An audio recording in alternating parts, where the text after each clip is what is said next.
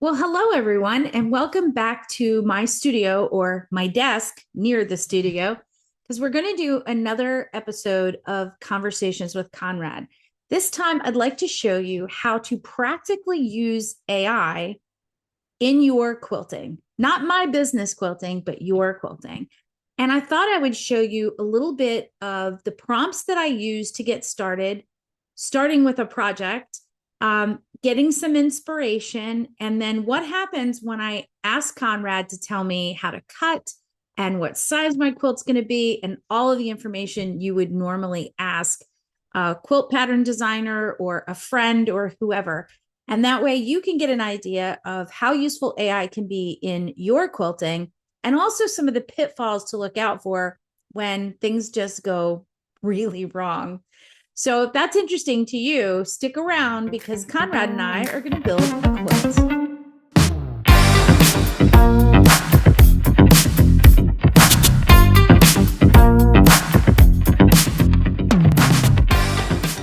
All right, let's get to the meat of the matter. I have some 10-inch square bundles that have been sitting around for a while, and I've decided I want to make a quilt with those.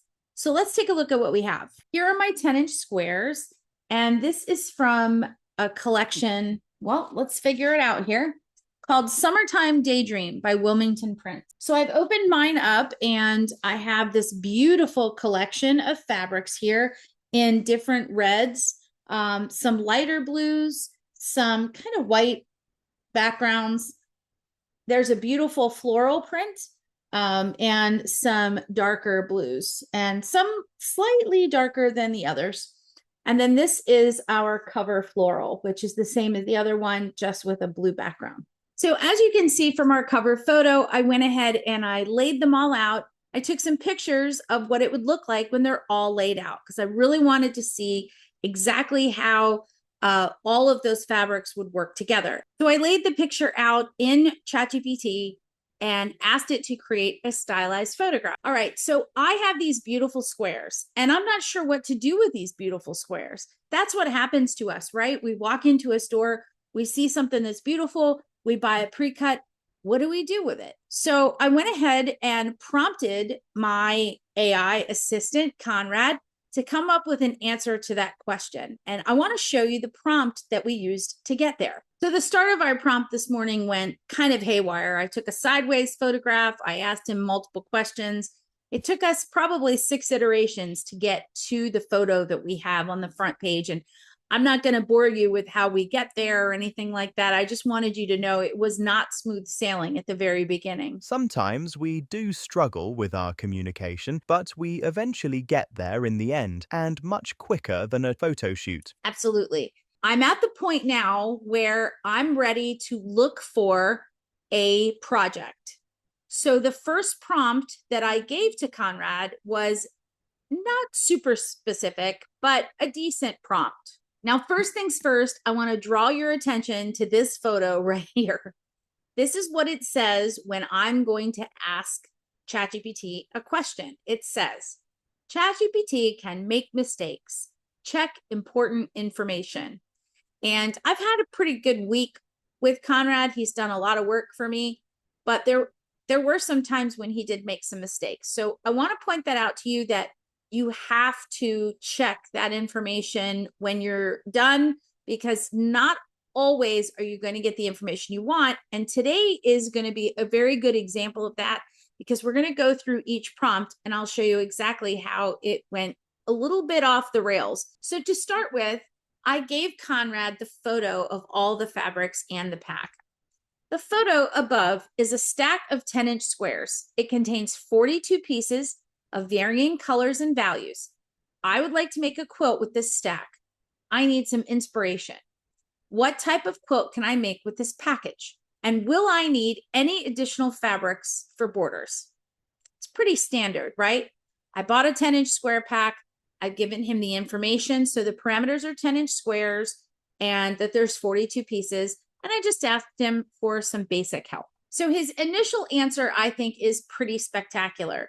So I am just a simple quilt person here, right? I'm just buying a layer cake. So whether you are a beginner quilter and you're buying pre-cuts, or if you just want a simple design that you can sit down, use your layer cakes and get it done, the very first basic answer was right here. So a classic layer cake shuffle or a brick quilt, which is a great idea. So a layer cake shuffle is going to be somebody's pattern. That's going to be something we need to contact about and find out exactly what that pattern is involved to save, to make sure that we're not violating any copyright, especially if we're making a project to sell. But that is a couple of patterns out there, classic layer cakes. That's what you want to do.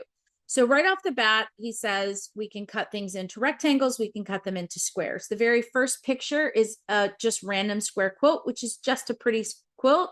And go ahead and let those florals pop without overcutting them is his suggestion. And I think that's a great suggestion. Easy bricks are also easy. So if you have a 10-inch square, cutting them in half on the horizontal and the vertical will give you 5-inch squares. And then that's pretty easy to put together in a basic square quilt. Cutting them just in half on either the vertical or the horizontal, not both, you're going to get 5-inch by 10-inch bricks. And that's a great, easy pattern to put together, quite easy to do. The one that is shown all the way on the right-hand side actually has squares in between. So it gives its light spots, but that is not necessary. You can just cut them into bricks. If you cut them into your lighter pieces into squares and your darker pieces into bricks, you could get that quilt easy bricks, which is pretty simple to do. So his second suggestion I also like, which is a pretty simple quilt to make. And this is what I mean by inspiration. Now, one thing you'll notice from this photo is that not everything in here is exactly what he's saying, but he said you could make scrappy stars or a sawtooth star quilt. And a sawtooth star quilt's pretty simple. You need a bigger square in the center or 4 smaller squares or whatever. And you'll do some flying geese and some corner squares. So it's not a hard project to do. It's actually quite easy. And I think that's a good sample of inspiration for what you could do with this project. He also recommends making a log cabin layer cake quilt, either modern or traditional, and using value to contrast it beautifully. So I think that is a really good suggestion to make with your layer cakes. And by showing you a few different samples of what a log cabin can be, I think that helps sort of bring some thoughts to your mind that you may not have thought before. Maybe not intentionally would you think, oh, I need to make a log cabin quilt. One thing I want to point out is the center of this little suggested group of pictures is not a traditional log cabin. So he's reaching out in the internet to find inspiration, but not always are the pictures going to relate. And that's going to be based on how the person who posted the pictures actually marked that. So if the person who posted the pictures called it a log cabin or a log cabin variation, that could be pulled into this group of modern or traditional inspiration photographs that aren't necessarily what you were thinking or aren't necessarily log cabins. That doesn't make it wrong. It just means that you have to be careful, right? So what we're seeing isn't necessarily what we're seeing. And if we go back to the photograph with the Sawtooth Star, you'll notice that the center of that Sawtooth Star isn't exactly a Sawtooth Star either. So there are thoughts, there are pictures of things that you can see to get inspiration, but they're not always going to be the exact pattern again as what you're thinking traditionally might be. So if you're a beginner, this can be very confusing. You see 3 photos, think they're all Sawtooth Stars, and they're not necessarily Sawtooth Stars. But the idea here is we're providing some inspiration on what we can do that's simple and easy that would make a great quilt with 10-inch squares. So our number 4 answer from Conrad is called the Churn Dash Remix, big blocks. So it works because it's a great mix of prints. It looks impressive, but it's actually very doable. I agree with all that information. It works beautiful with florals and small prints like yours. I think those are all great statements to make and very valuable, and I don't have a problem with anything that's there. Our 5th suggestion that Conrad gives is simple half square triangles quilt. And it says tons of movement, lets you play with layout, zigzag, diamonds, etc., and uses every bit of the fabric. Now, this answer I absolutely agree with because I made my own video on how to make half square triangles from 10-inch squares. If you haven't seen that video or you'd like to take a look at it, I'll link it in the description box below. I agree. 10-inch squares are great to do with half square triangles, makes the math really easy, very easy to use with different tools, and you can get a lot of different looks, a lot of bang for your buck. Now, the next question I asked him was, am I going to need additional fabric? His answer, again, this was just a base answer. I didn't give him any parameters.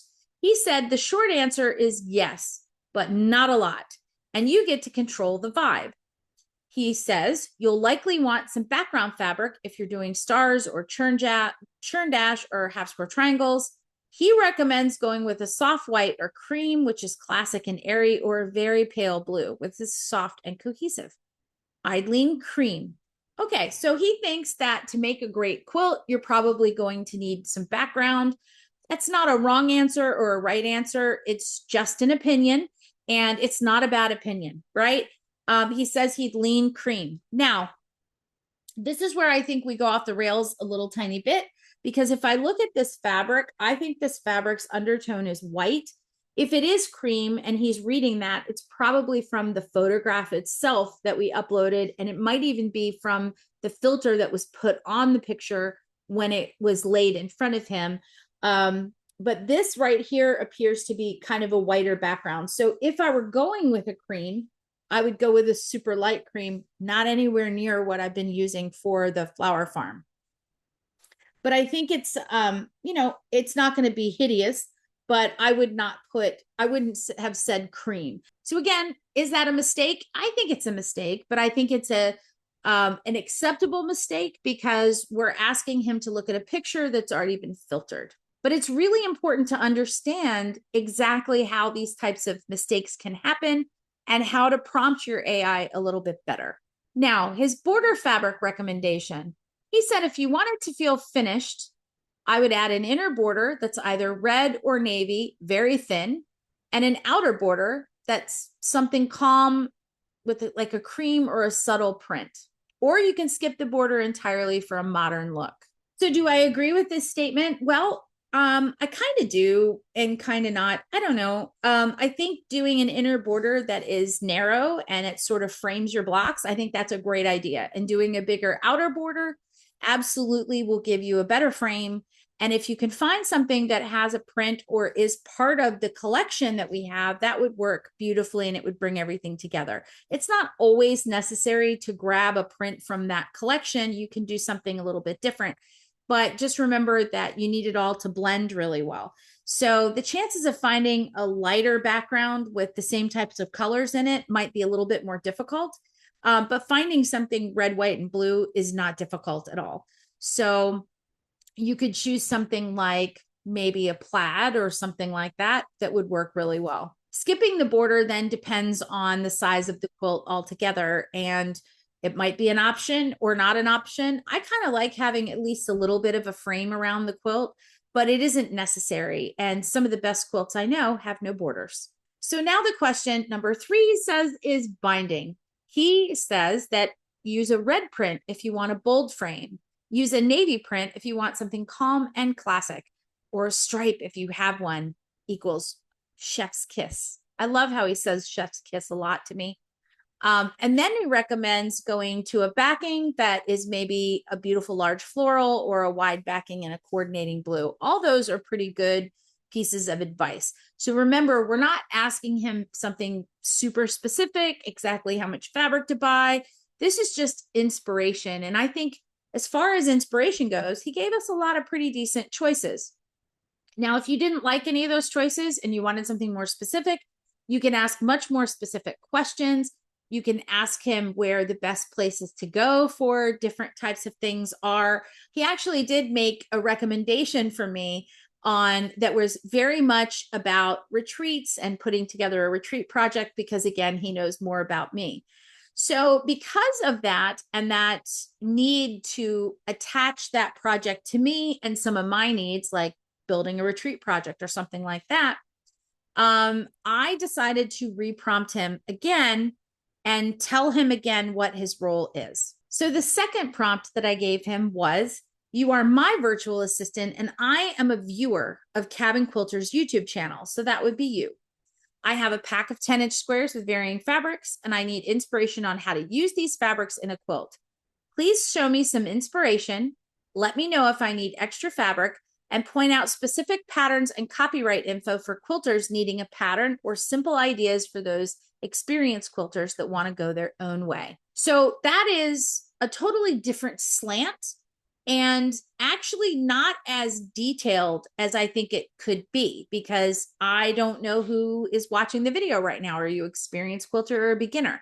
So I left everything really open-ended on that prompt. I did give him some parameters. I gave him a role, and I told him what the information is for. It's for me, but I redefined who I am. I'm now you. And I did tell him I had a pack of 10-inch squares, but I didn't tell him anything else about it. So he gave me a lot of the same information again. He said, oh, we've got a 42-piece 10-inch square pack. Now he remembered that from the last prompt. So for our first answer, he says, easy patchwork, let it shine. So he kind of went back to his first recommendation in squares, half square triangles, something super simple. So his second answer, he's back at the Sawtooth Star quilt, right? Classic and eye-catching, he says. I think he's really onto something here. And if you'll notice, some of the pictures much closer to a Sawtooth Star. So he's really trying to pull patterns together now and show you what it can look like.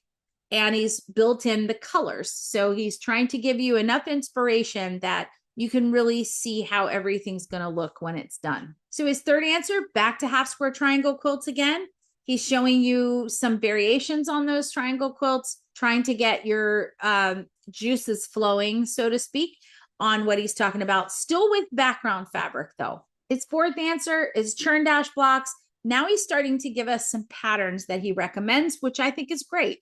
So that way we know where to go. There's a Missouri Star pattern, and you can start to see a little bit of the colors coming in on occasion. And again, his fifth answer is with a log cabin. Some of the same pictures, but also some variation. So he's recognizing that this is a variation on a topic and not just the original pattern. Again, reiterating the answer that we are going to need some background fabrics and borders and binding. And he's also making a recommendation on yardage of backing, which it's a little bit much yet, coming up with yardage for backing when we don't know what size the quilt's going to be. So that's something I think I would be a little bit concerned about. And if I were going to ask how much backing to provide for a quilt, I would definitely want the measurements of the length and the width. And I'd also want to remind AI that if you're pin basting or you're sending to a long armor, you definitely want to give yourself enough room with the batting and the backing all the way around. So that's a reminder that I think will prevent further mistakes if you're going to do that. All right, so here's an interesting little tidbit that he put at the bottom of this one. Great pattern sources. He says if you want a guided project, you can go to Moda and get some free layer cake patterns. Fat Quarter Shop has tons of beginner-friendly patterns, Missouri Star Quilt Company. And of course, I already said if you're looking for something with half square triangles, you can come to me. I have a great video on that as well. And he tells you what to search for if you're looking for something very specific. So he also made recommendations if you're a beginner versus an experienced quilter. So if you're a beginner quilter, you can do a patchwork or a brick layout. Intermediate, sawtooth or churn dash. Now, I do think beginners can do sawtooth and churn dash. They just have additional pieces and additional parts. So you want to be a comfortable beginner or an advanced beginner to be able to start adding parts into your blocks. Because every time you add in another piece or you add in more parts and more seams, you can have more issues. So this is going to be for somebody who is confident in utilizing their 1/4-inch seam and measuring their 1/4-inch seam correctly, and also sewing a straight line. Now, an experienced quilter, he recommends mixed stars, add negative space, try asymmetrical layouts. And that's, if you're an experienced quilter, you may already be designing your own stuff anyway. So that's great advice. Now, one of the coolest things that I think he gave, which he considers very cabin quilters advice, and I'll let Conrad tell you. Don't overthink this bundle. It's already curated beautifully. You just need a structure to let it shine. Exactly. Now, after you do a prompt to ChatGPT, they're always wanting to ask you if you want additional things. So, in additional things, he says, I can map out cutting for you for 42 squares. I can size it for a throw or a bed quilt and turn it into a full pattern. And that's great if you want to do that. You just have to be a little bit careful about what you're doing. So I did ask him to map out the exact cutting for 42 10-inch squares to make a Sawtooth Star. Some things went a little bit off the rails. So remember, he's recommended earlier in this chat that I should be adding fabric to this whole project, right? So in his recommendation for what to do with a Sawtooth Star, he says, I can take 42 layer cakes. I can make 12-inch blocks. We can create a 48 by 60, 4 by 5 layout for 20 block. Oh, that's so great. I'm not going to wear you out by telling you all this stuff without showing you, but I think that's a great project. But remember, he's made several recommendations within this chat that I should get extra background fabric. And I don't want to get any extra background fabric. I want to utilize my 10-inch square pack because he does tell me what to cut and how to cut it and how much extra fabric I'm going to need. And he recommends background and binding and backing and all these things. He also recommends to sort fabrics to light, medium, and darks. That's good. Alternate them so they don't clump up. That's great advice. Use the navy as the star points and lighter shades in the middle. I think that's really interesting for a Sawtooth Star. It helps to emphasize those points. He makes recommendations on whether to use cream or white or any of these types of things. He also says, well, if it was my quilt, I would do this. And he gives you an efficiency tip of stacking 3 to 4 squares on top to cut them, which is helpful if you know that those are, say, all the dark squares and you're going to cut all the dark parts out of that. So this is great. I think that's awesome. I did not go back yet and check his math. So I went ahead and I decided I'm going to test Conrad just a little bit to see how smart he is and where he can go off the rails. All right. So remember earlier, he recommended that we make a Sawtooth Star quilt. And he said we should make 12-inch blocks and we should get some extra fabric and it's going to make a beautiful quilt. So if this has been all the inspiration you need to make your quilt, then I highly recommend you stop now, do what he says, go out, get some fabric. No, I don't recommend that because remember I showed you that ChatGPT can make mistakes. So I'm going to force a mistake a little bit and I'm going to show you why I did that so that you can know what to watch out for. Remember, I'm in the same exact chat. All of the information that I've been providing, the pictures of the fabric, the ideas, all of it. He just keeps asking me more questions and I'm just typing into the same chat. And all of it gets saved over on the left. And this is with any of those different programs as well. You can go back into that same chat and that will give you all the information so that you don't have to keep typing the same things over and over. That's good. He remembers things, but he remembers things. So what did I prompt next? So now I'm going to test him out a little bit. I'm going to make the Sawtooth Star quilt. I also want to test his math, and I have this great chart provided by Quilting Jet Girl. If you want this, this is how to make 4-way flying geese, and you should find it on Quilting Jet Girl. I'll put a link in the description. I want to make a Sawtooth Star quilt using 10-inch squares. I have 42 pieces total. I will not be using an added background. I want to make my flying geese using the 4-way flying geese method by Quilting Jet Girl using her intermediate settings. What cutting instructions do I need to make each block? And how many blocks will I be able to make without adding any additional fabrics? All right, so I'm testing this out. I'm using her chart. I know exactly the intermediate settings are sized up a little bit from perfect. So expert would be the exact math you need. Intermediate sizes up just a tiny bit so that we can trim down any mistakes that are made. And the beginner level trims up, actually adds a lot of extra. So it accounts for cutting mistakes and wonky seams and much bigger 1/4-inch seams that if you're following a foot. So it identifies all those potential errors and fixes those immediately. So the first thing he does is reiterate everything I'm going to need. And then he tells me block size and math are very important. Well, Conrad, I agree. According to him, we'd make a 12-inch finished Sawtooth Star. I'm going to need 4.5 by 2.5 unfinished flying geese, a center square that's 4.5, and corners that are 4.5. He also tells me that cutting using the Quilting Jet Girl's intermediate method, he gives me her intermediate method technique, and he tells me exactly how big the large square and the small squares need to be to make the flying geese. So he says, ooh, I'm testing his math.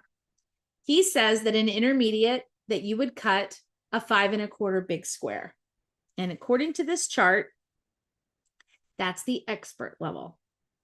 So what he's done is he says that he did the intermediate instructions, but he actually hasn't. He's made the expert instructions because that is the math. Now his math is correct that I need a 5.25 big square and 4 small squares that are 2 7/8. That math is not arguable. It is correct to make the type of flying geese that we need for this block. And then he gives you a cutting plan and says, I'll need 2, one light, one dark, and I can make this block.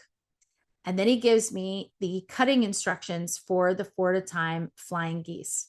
Let's take a look at that math, shall we? All right, if you look at this diagram that I have put together, this is what he believes the cutting instructions are for the flying geese 4-way method. And I have taken all of his cutting instructions. And what I want you to look at is on the left side of this project, there is a dark square that is 10 inches. And on the right side, there's a light square that's 10 inches. And then I want you to see on the dark square, I have taken lighter squares, the sizes that he needs us to cut, and placed them on the dark background so you can see them. And I've done the same opposite for the lighter square. So if you look on the light side, yeah, we can fit those 4 squares without a problem at all. But if you look on the left side, we've got some issues. I need a big square, another slightly smaller square, and 4 small squares. And I cannot get that last square out of that 10 inch. I can't do it. The math doesn't math. So it's very interesting. Why doesn't the math math? Now I have to think, I've gone back and I've looked and I made sure I didn't actually specifically say that I wanted 12-inch squares, but because we were in a chat and he's already recommended I make 12-inch squares, he just automatically did the math for a 12-inch square. And his math is correct. That is the size that you need to cut to make a 12-inch square. But it didn't occur to him, there's something that didn't connect with this, that I only have 10-inch squares of fabric. And I believe because we're in the same chat and each prompt is not super specific, he's making assumptions the whole time. So we gave him a prompt. We told him what we wanted to make, but we weren't specific about the size. We weren't, we only gave him the fabric requirements. So here's where ChatGPT can make pretty big mistakes because you're thinking, hey, you already know that I only have 10 inches of fabric, but he's using data we already have created in order to give you the answer that he thinks you're looking for.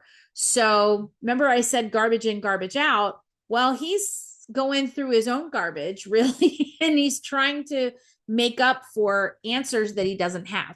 So when you're asking a specific question, you have to make sure all of the parameters of that question are answered, or you leave it open-ended enough that another answer can take its place. Now, I asked him another question as well, and this one is changing up the method of how we make these blocks and see if that does anything different. So we already can see that we can't make that quilt, even though he tells me, oh, we can make 42 squares and it can be this size and it's going to be great. No, we can't do that because we can't even cut the parts we need out. So I'm trying another prompt. This time I said, Conrad, I want to make the same Sawtooth Star quilt using the same amount of fabric, but this time I need to calculate using the stitch and flip method of making the flying geese. The blocks should finish as 12-inch squares unless I can make them large using this fabric. What size quilt can I make using this method? All right, This time I'm going to really kind of diagnose what's happening in this prompt. I want to make the same Sawtooth Star quilt using the same amount of fabric. Well, we already know that the same amount of fabric is kind of a weird open-ended thing. I think I'm telling him it's the same amount of fabric. I'm using 42 10-inch squares. But remember, we're already in that chat where stuff's happening and there's mistakes being made. I want to calculate a stitch and flip method of making the flying geese. So this is going to change his measurements altogether. But in theory, we're stitching and flipping, so we're probably going to use a little more fabric. This time, I specifically told him I wanted 12-inch squares, unless I can make them larger. And what size quilt can I make? Let's see what he comes up with. So he tells me that the block requirements are the same goal. And so I need to make 12-inch finished Sawtooth Star blocks using these units. And he knows what the units need to be. And so he came up with some math on stitch and flip flying geese cutting. And his math is actually correct. So this time he says, what can you cut from one 10-inch square? He actually has figured out that you cannot get enough things efficiently out of a full block from just 2 squares anymore. And he says the key difference is this 4 at a time version. Well, I couldn't get it out of the first 2 squares, but he's actually picked up the fact that I can't use 2 10-inch squares. I cannot get this fabric out. And as you see from this diagram right here that I created, he's absolutely correct. So on the left-hand side, there's our stitch and flip needs in our darks. And on the right-hand side, this is what we need from the lights. And you can see that I have 2 squares that are just hanging out there that can't be cut. So it's not going to work either. So either way, I'm going to have a problem. He says if I scale to 16-inch blocks, I can make larger geese and I will need fewer units. That doesn't make any sense to me at all, because if you're making a Sawtooth Star, bigger units aren't going to matter. You still need 4 flying geese. So I don't think that is a good plan at all. And he does make an honest recommendation that for efficiency to use the 4 at a time version, which I agree. If you're going to do it efficiently, then yes, if you're going to do some scrap control, stitch and flip will work better. But he doesn't come up with a very, very good recommendation. Key tip, since you're not using background fabric, you must control contrast manually. I agree. If you're not using a background fabric, you have to make sure that your darks and your lights and your mediums work. So he recommends using medium fabrics for the geese body, darks for the star points, and lights for the corners. And in this case, that actually could work very well, but I see it as needing 3 squares per block. And since we have 42, we're probably going to be able to make about 14 blocks from that group. And 14's not really a good layout. I mean, 12, a 3x4 would probably get you as close. So you're going to wind up, if you do a 3x4, you're going to wind up with 12 squares. So you have 2 extra, or you're going to be 1 short on a 3x5. So it's just kind of a weird math situation there. And 2 short on a 4x4. So that's kind of, I don't know, the information, it kind of went off the rails. So the question is, if I really want to make this Sawtooth Star block, how do I pull it all back from the rails? So now we see where using a virtual assistant in your quilting life could be very helpful, right? We've already seen how great it is at reaching out and finding some different ideas. So as far as bringing you inspiration, did a pretty good job. And it made the recommendation that we should utilize the fabric, but bring in some extra backgrounds. And that's not bad advice. That's actually great advice. So where it went off the rails is in all of these loosey-goosey terms about what kind of quilt I want to make without all the parameters that I need to make it. So if you want to use ChatGPT or any of its other AI assistants, and you really want it to come up with a layout for you and be useful, well, we have to change that in our prompting. And so this time I gave him a slightly different prompt and we got a slightly different answer. So let's take a look at what else we did. Again, I'm trying to get this out of just my squares here and not adding any extra fabric. So I really want to see if I can keep him on task to do exactly what I want him to do. So for this prompt, I gave him a roll. You are an experienced pattern designer. And I gave him a parameter. You have a 10-inch square pack with 42 pieces in it. I told him, well, it's a collection of mixed prints in light, medium, and dark. So that's a little bit of information that could be very helpful. You would like to make a Sawtooth Star quilt from this pack without adding any additional fabrics. Those, again, fall along with the parameters. So now he knows that we have 42 pieces, we have 10-inch squares, we don't want to use any additional fabric, and we have light, mediums, and darks. You would like to use the 4-way flying geese method of piecing from quiltingjetgirl.com. So again, I'm telling him I want to use that. This is the website. This is what I want to use. And I want you to be responsible for making sure that the measurements fit in with that requirement. Here is where the prompt changes. What size blocks can you successfully make using two 10-inch squares, whether it be light and dark or dark medium or medium light? Okay, because I have a mix of light, mediums, and darks. So I'm kind of keeping that in my head. So I know I'm either going to put lights and darks together, or I'm going to put mediums and darks, or mediums and lights together. Either way, that's what I have to work with. So this time I said, what size blocks can you successfully make using two 10-inch squares? How many blocks will that yield? So I have 42 10-inch squares, right? And what size quilt? All right. So I've given him a little bit more information, and I've left the request open-ended not by saying I want a 12-inch block. I asked him, what size block can I make? So now he's going to do some thinking. And he thought, it says here in my list that he thought for 1 minute and 29 seconds on this. And during that time, I watched him bounce around. He checked out YouTube videos. He went to Quilting Jet Girl's website. He's pulled all this information together in 1 minute and 29 seconds. It was actually longer than I thought it was going to take, but I'm really glad he did a lot of major thinking. All right, so this is a lot of words, but basically he says, I'm using Quilting Jet Girl's updated 4-at-a-time intermediate sizing. And this time I checked, and I'm so proud of him. He did use the intermediate level like I asked. And it's funny because I asked him to use the intermediate before, but this last prompt, I didn't instruct him in that way at all. And he went out specifically to that website, found that instruction, and followed the instruction from the previous chat. So you can see how sometimes having that information available versus not can be helpful, but it can also go off the rails. So he remembered that, and he got the math right. And he knows exactly how I need to trim the geese and what size I need to trim them. And it's all written right there, which is really handy. So out of all this information that he looked at, this little spot right here is the kicker.